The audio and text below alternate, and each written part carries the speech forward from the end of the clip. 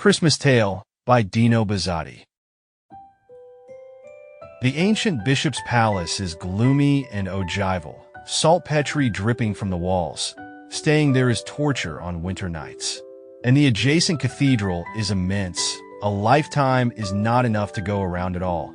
And there is such a tangle of chapels and sacristies that after centuries of abandonment, some are still almost unexplored. What will the gaunt archbishop do on Christmas Eve? One wonders, all alone, while the city is celebrating. How can he overcome his melancholy? Everyone has a consolation. The child has the train and Pinocchio. The little sister has the doll. The mother has her children around her. The sick man has a new hope. The old bachelor his companion in dissipation. The prisoner the voice of another from the neighboring cell. What will the archbishop do?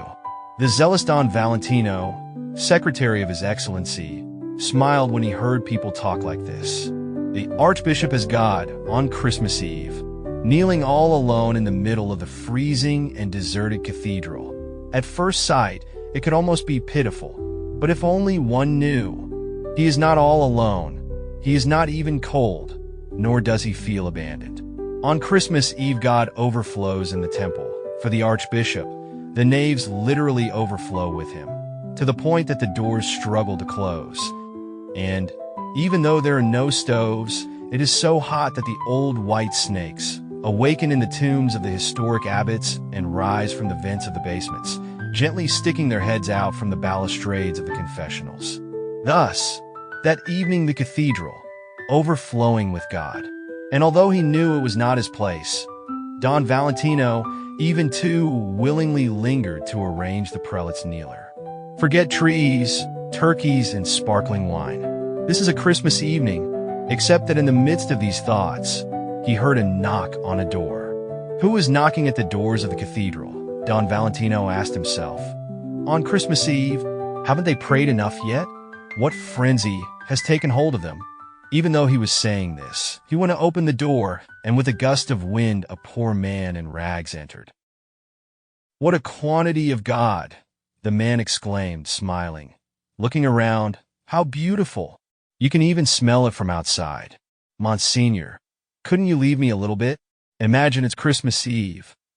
It belongs to His Excellency the Archbishop, replied the priest. He needs it in a couple of hours. His Excellency is already living the life of a saint. You don't expect me to renounce God too. And besides, I've never been a Monsignor. Not even a little bit, Reverend. There's so much. His Excellency wouldn't even notice. I told you no. You can go. The cathedral is closed to the public. And he dismissed the poor man with a 5-lire note.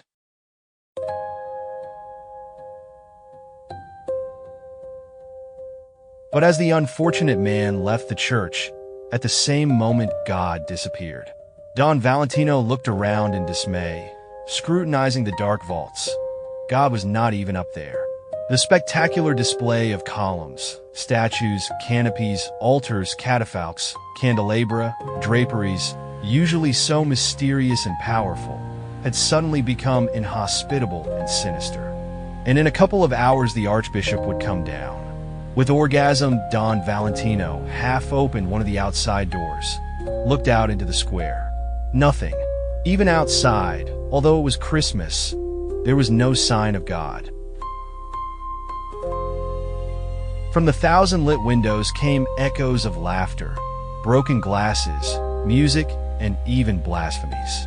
No bells, no songs. Don Valentino went out into the night, went through the profane streets, amid the din of wild banquets. But he knew the right address. When he entered the house, the friendly family was sitting down at the table.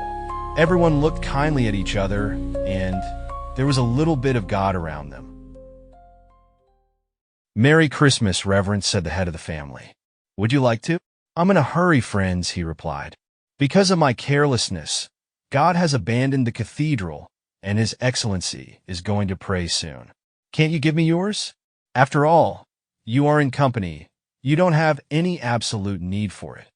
"My dear Don Valentino," said the head of the family, "I would say you forget that today is Christmas. Today of all days should my children do without God? I am surprised, Don Valentino. And at the very moment the man said this, God slipped out of the room. The cheerful smiles faded, and the roast capon felt like sand between his teeth. Off again then, into the night, along the deserted streets. Walk and walk, Don Valentino finally saw him again. He had reached the gates of the city, and before him the great countryside stretched out in the darkness, whitened a little by the snow. Above the meadows and rows of mulberry trees, God wavered, as if waiting. Don Valentino fell to his knees. "What are you doing, Reverend?" a peasant asked him.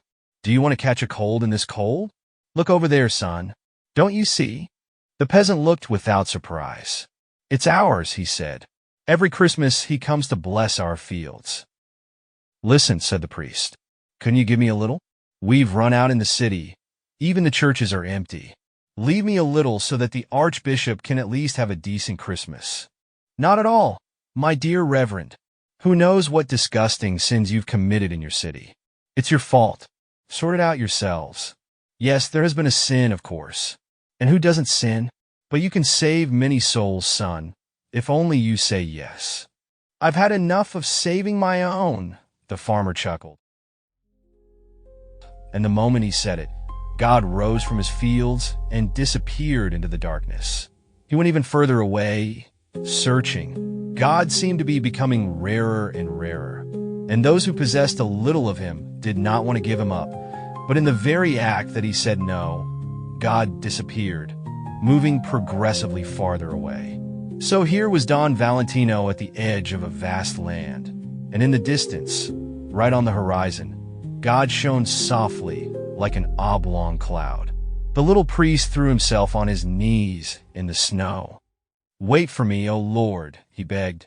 "It's my fault the archbishop is left alone, and tonight is Christmas." His feet were frozen. He walked through the fog, sank up to his knees. Every now and then he fell flat on his face. How long could he hold out? Until he heard a calm, pathetic choir, the voices of angels, a ray of light filtering through the fog. He opened a small wooden door. It was a very large church, and in the middle, among a few candles, a priest was praying. And the church was full of paradise. "Brother," groaned Don Valentino at the end of his strength, bristling with icicles, "have mercy on me. My archbishop is left alone because of me and needs God. Give me a little, please." Slowly the one who was praying turned around, and Don Valentino, recognizing him, became, if possible, even paler. "Merry Christmas to you, Don Valentino," exclaimed the archbishop, coming towards him, all surrounded by God. "Blessed boy, where have you gone?